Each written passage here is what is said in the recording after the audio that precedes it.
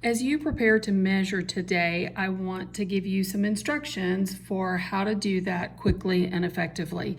So what I'm going to show you is assuming that I was given from my team the job of cutting the pieces for the entablature and that our portico, our porch, is 10 inches wide by 1 inch high by 3 inches deep.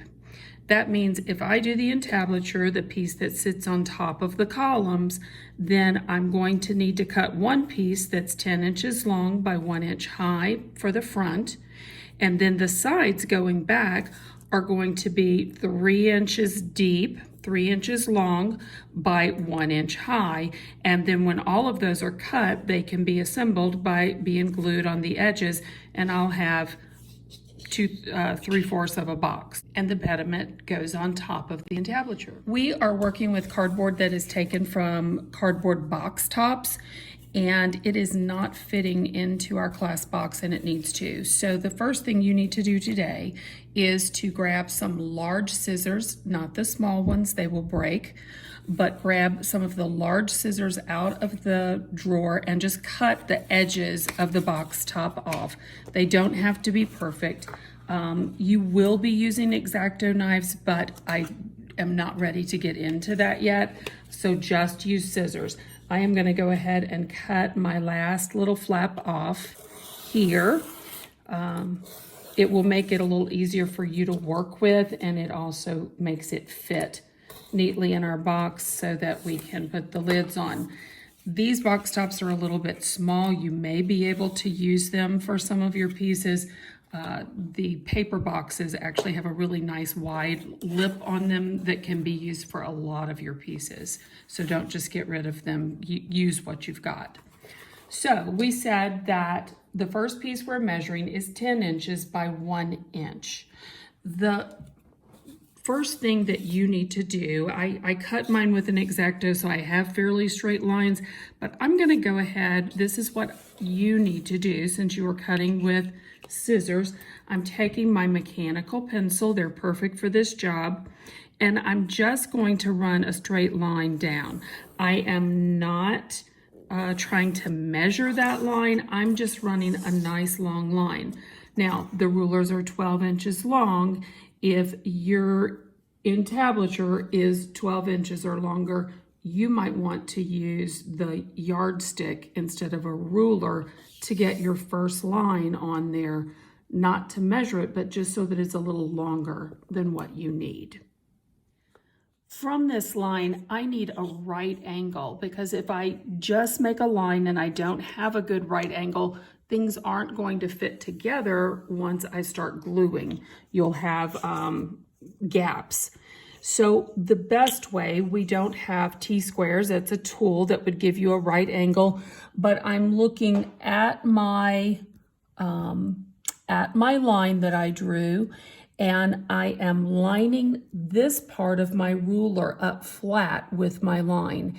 And if my line is flat on that, and I'm going to start a little bit up from here because my ruler curves there.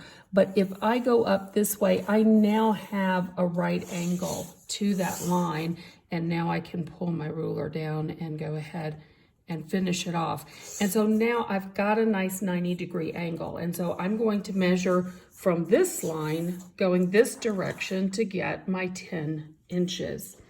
And so if I want this to be 10 inches, I'm going to use this ruler because I think you can see it better. The first thing that you need to do is be sure where your ruler starts. This one starts right on the end, where this one starts here. So if I include this in my measurement, then my measurement is wrong. It's not going to work out to fit with the other pieces that my team members make. I'm going to use this one. It does start right at the end. And when rulers start at the end, I like to go ahead and start them at the 1, because this has gotten worn. It may not be exactly an inch. So I'm going to go ahead. My 10 inches, since I started at the 1, is going to be here at the 11. And my mark, notice that my mark goes straight up. It follows the mark that this does. It does not go along the ruler. That's really important, and it's a mistake that I'm seeing some students make. I'm going to push my ruler up a little bit, and I'm getting it straight with my mark. It doesn't have to be perfect, but straight.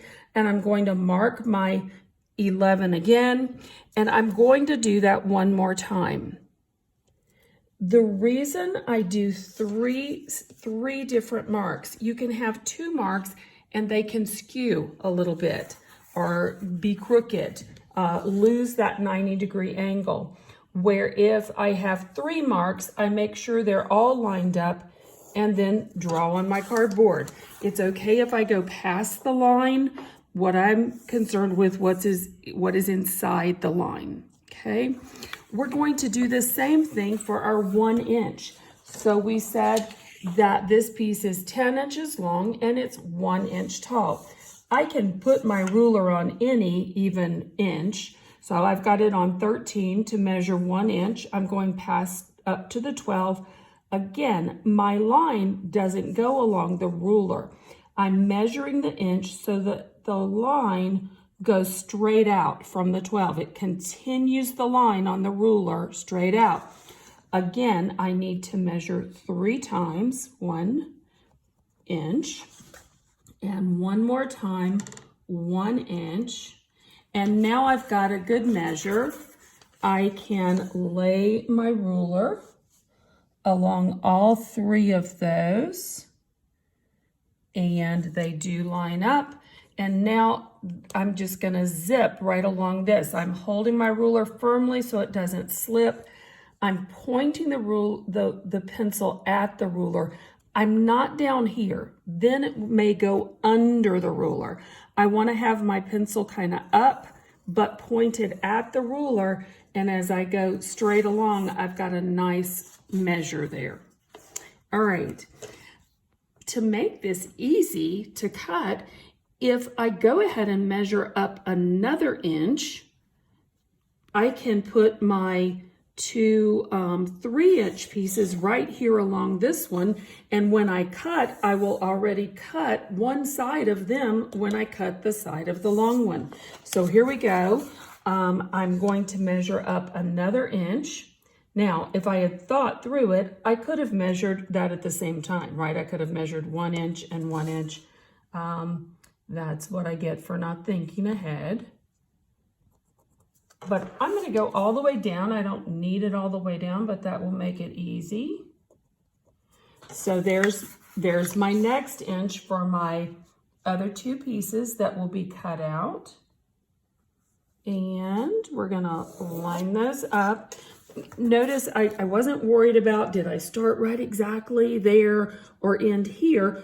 Because once we cut this out, those pieces will be thrown away anyway. So it doesn't really matter if I go over there.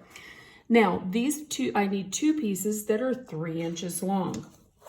So I'm going to start on this corner where I know I had a 90-degree, and I've got it on the 9, so 9 plus 3, I need 3 inches. 1, 2, 3 is going to be 12. The mark goes straight up in the air. I'm going to go on down and measure the second one. It also is 3 inches. 1, 2, 3. Okay. I'm going to push up and do exactly the same thing at the top of my line. 3, 1, 2, 3. And then I'm going to come down and I'm going to go ahead and measure down here. I don't need them on the entablature, but that will give me my 3 marks to be sure it's lined up. And here's kind of what I mean. Do you see how these 2, I've got it exactly on these, and this one's a little off. Sometimes it can be even more crooked than that. I'm going to adjust that a little bit. I can still see all 3 of those marks just barely past the ruler, and I'm just going to mark it on that top bar. That's going to be the sides of my entablature.